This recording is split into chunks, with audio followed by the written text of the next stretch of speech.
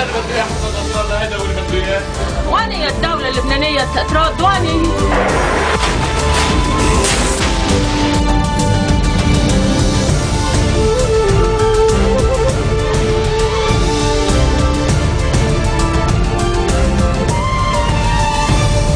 Good afternoon and thank you for joining us on FutureTV.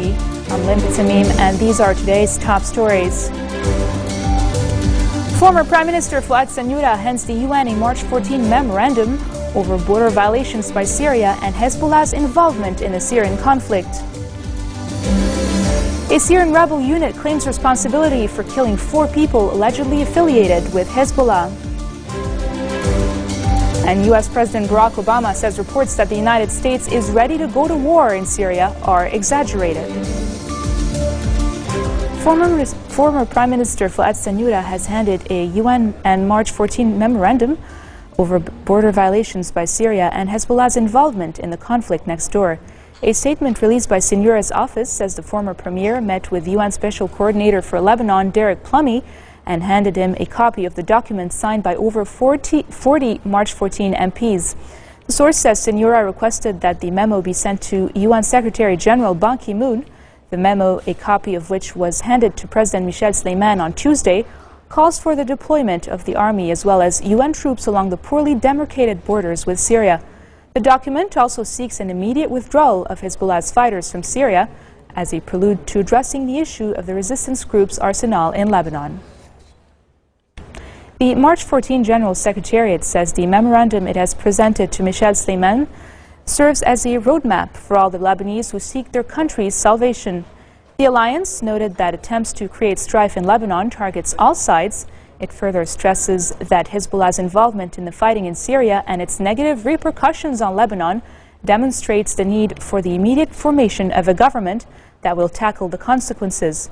They said the repeated Syrian violations of Lebanon's sovereignty in the Bekaa require a meeting for the government presided by Sleiman and the Higher Defense Council, who should take deterrent measures to protect the Lebanese throughout the country. Speaker Nabih Berri has revealed he will call for a parliamentary subcommittee to resume its meetings to agree on a new electoral law. Several lawmakers who visited Berri during his weekly meetings said that the speaker had promised them to revive the subcommittee as soon as possible to find an alternative to the 1960 law within a certain time frame. He promised intense talks by subcommittee members to reach consensus on the new vote system. The subcommittee's failure to agree on an electoral law was the main reason that led to the extension of the parliament's 4-year mandate. The lawmakers extended their term for 17 months, pushing the legislative elections to November of 2014. The Lebanese army sets up outposts in the volatile areas of east of Sidon, South Lebanon, a day after armed clashes left 1 man killed and injured 3. Lebanese troops were seen manning at least 10 outposts in and around the Sidon suburb of Abra, the scene of gun battles yesterday between supporters of Salafist Sheikh Ahmed Asir and a pro-Hezbollah group. The army, which deployed following a tentative ceasefire arranged in negotiations between Asir, a fierce opponent of Hezbollah, and Sidon's Mufti Salim Susan, has vowed not to allow the security situation to deteriorate. Asir had threatened to break into apartments, which he claims are owned by armed members of Hezbollah in the vicinity of Abra's Bilal bin Rabah Mosque, where the radical preacher holds sermons. Only one of Abra's 3 schools opened today for students sitting for their final exams. The trial of former Information Minister Michel Smeha, who is in custody, and of 2 wanted Syrian officers has kicked off at the military court in Beirut. Smeha, who is considered close to the Syrian regime, was arrested in August of last year for planning attacks in Lebanon along with Syrian Security Chief General Ali al-Mamlouk and a colonel known only by his first name, Adnan. They were indicted in February this year for transporting explosives from Syria to Lebanon in an attempt to assassinate Lebanese political and religious leaders. A military magistrate said in his indictment that Smeha and Mamlouk should be given the death penalty. They were also accused of targeting Syrian gunmen and smugglers in Akkad. A Lebanese web developer has been questioned by the internal security forces for immoral tweets, but not for insulting President Michel Sleiman, as was reported. A careful examination of Jean Assi's Twitter account reveals swearing and name-calling against Sleiman, which go beyond society's moral and ethics. The image grab of his Twitter account is aimed at putting an end to the political reactions made by some parties who try to defend Asi using the excuse of freedom of expression. Asi was briefly seized by ISF's Office to Combat Cyber Crimes, who questioned him on the series of tweets he has made.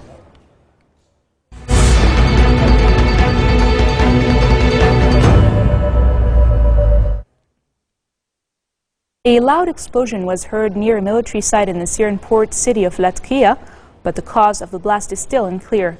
State television said the blast was caused by a technical fault at a weapons store at a military engineering base and said 6 people were wounded. The Syrian Observatory for Human Rights said 13 soldiers were wounded, some of whom were in critical condition. Residents on social media said the blast shook much of the city and shattered windows. Explosions in Latakia, part of President Bashar al-Assad's stronghold on the Mediterranean coast, have been rare during the 2-year-old conflict. Rebels have repeatedly launched operations in the Latakia countryside, but the city has remained largely untouched. A Syrian rebel unit has claimed responsibility in a video for killing 3 Lebanese men and a Turkish this week. In the video posted by a group calling itself the Syrian Mujahideen Unit, a fighter says his brigade killed the 4 men as they were trying to enter Syria.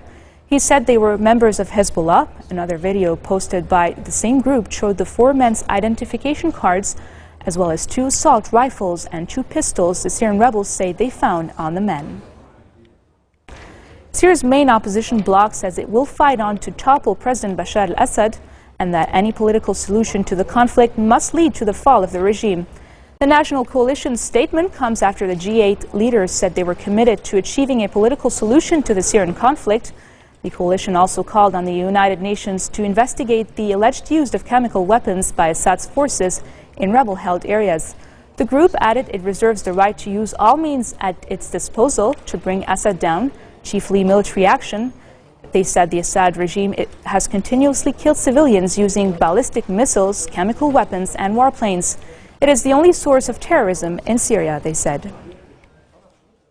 UN Secretary General Ban Ki-moon says the Syrian crisis needs a political solution and not a military one.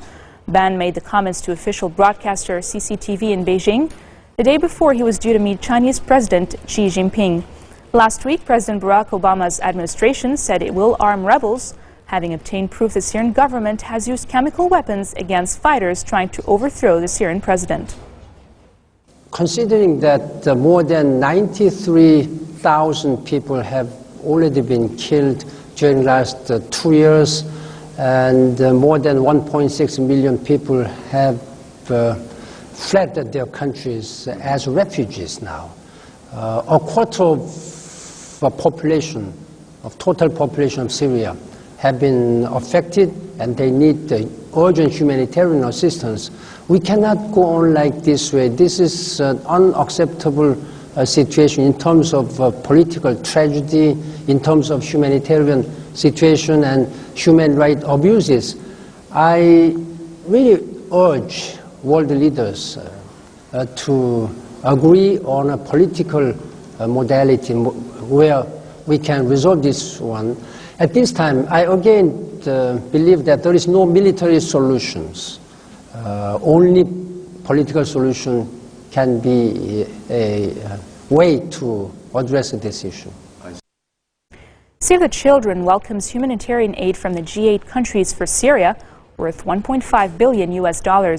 For its part, Amnesty International says a UN investigation into the use of chemical welcomes is a chemical step forward, but both say more needs to be done to help the Syrian people.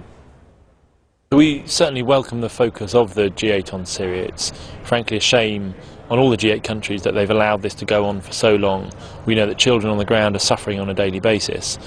We think today's commitments on the humanitarian side will take us a small step forward, but it's certainly not commensurate with the scale of what's happening in Syria. So we want G8 countries to keep on top of this issue, to try and find common ground. We need an international consensus, and the people of Syria need it soon. We needed an escalation of diplomacy, and that's basically what we're hearing today from the Prime Minister. That's much preferable to an escalation in warfare, with the war being fuelled by arms coming in, not just from Russia, who have already fuelled the war on the Assad government side, but potentially from the US, the UK and the French sides. I think that today is a positive move, and it's a positive news day for the Syrian people.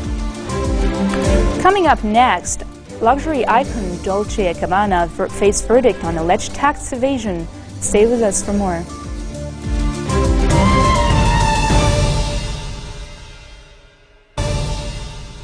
Welcome back. U.S. President Barack Obama says reports that the United States was ready to go to war in Syria were exaggerated, and he also reiterated his view that the Damascus government had used chemical weapons and could not regain legitimacy. Obama's remarks came following a roundtable discussion with German Chancellor Angela Merkel as part of his official visit to Berlin. Obama's visit in his first official trip to the German capital and will boost Merkel's profile in the run-up to German elections later in the year. A small group of people staged peaceful demonstrations in Istanbul's Taksim Square this morning, while police continued to mount heavy security near Gezi Park and adjacent Taksim Square. Tension had much reduced, with only silent standing and reading protests. Around 200 protesters rallied in the Turkish capital of Ankara in the early hours of the morning, waving flags and flares in the protests against the ruling AK Party government. Riot police used water cannon to disperse protesters, detaining one man who attempted to stage a sit-in protest in front of the vehicle to stop its advance. Demonstrations, often violent, against Prime Minister Tayyip Erdogan have stretched to their third week. 15 people have been killed in the first major assault on the United Nations by Somali Islamist militants in years, including 4 foreign security staff, local guards and insurgent fighters, the Somali government said today. A car bomb exploded outside the gate of the United Nations Development Program base, and attackers then ran inside and opened fire on security guards. UN sources said the Al-Qaeda-linked Islamist group Al-Shabaab claimed responsibility for the attack. The African Union peacekeeping force, which sent soldiers and armored vehicles to the site, said the compound was under control of friendly troops after a gun battle that witnesses said lasted more than 90 minutes. The Afghan government has announced that it is suspending security negotiations with Washington because of the United States' inconsistent statement and action over the Taliban peace process. The move came a day after the U.S. said it will engage in direct negotiations with the Taliban, who officially opened a political office in Doha, Qatar, a day earlier. President Hamid Karzai's spokesman, Aymal Farzai, said the president suspended the bilateral security agreement talks with the U.S. this morning, and there is a contradiction between what the U.S. government says and what it does regarding Afghanistan peace talks. Faizi said that Karzai particularly objected to the name of the Taliban's office in the Qatari capital.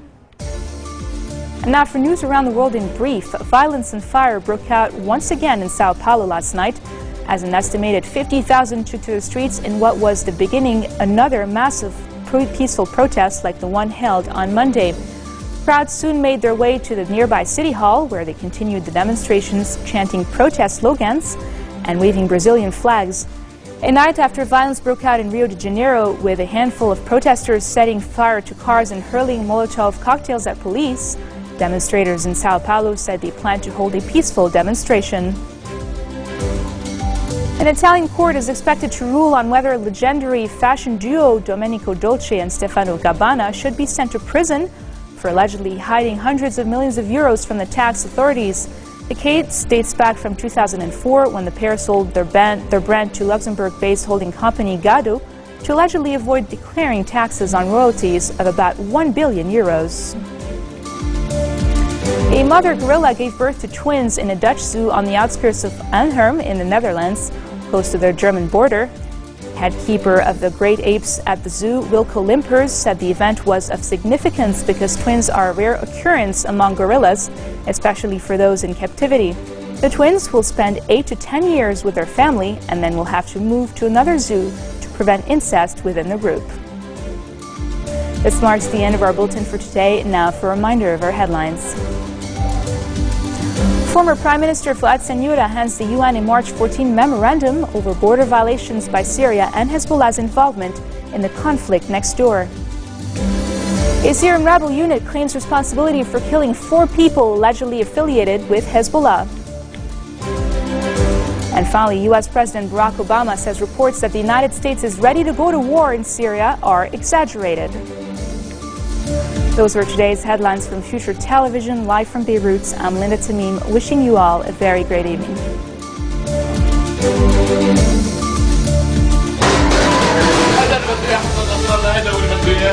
وين هي الدولة اللبنانية تراد؟ وين هي؟